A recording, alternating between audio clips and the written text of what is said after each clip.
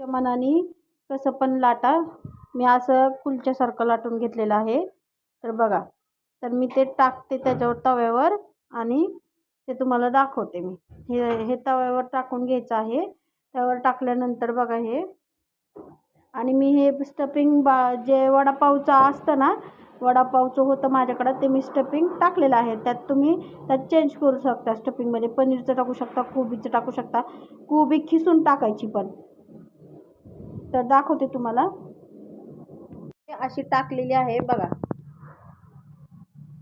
ही आता थोडासा मोठा गॅस करते आणि थोडं खालनं पाणी टाकायचं आहे. थोडंसं टाकायचं, एकदम थोडं. हे असं असं टाकून घ्यायचं आहे पाणी.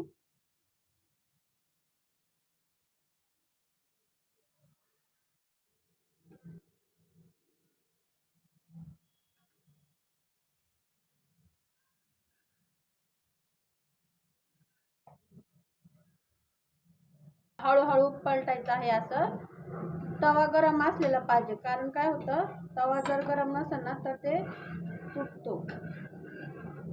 हे बघा.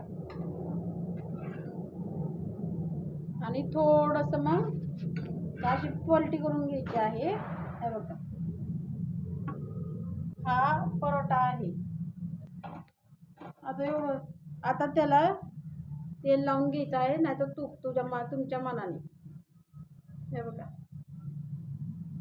हे असं.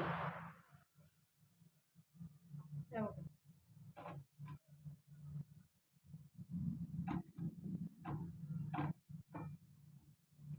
असं घ्यायचं आहे.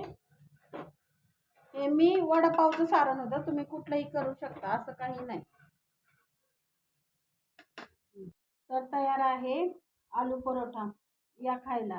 आणि त्यात तुम्ही लोणी खाऊ शकता, असं काय नाही. आणि हे दही काही खाऊ शकता. त्याच्यावर मी हे घेतलेलं आहे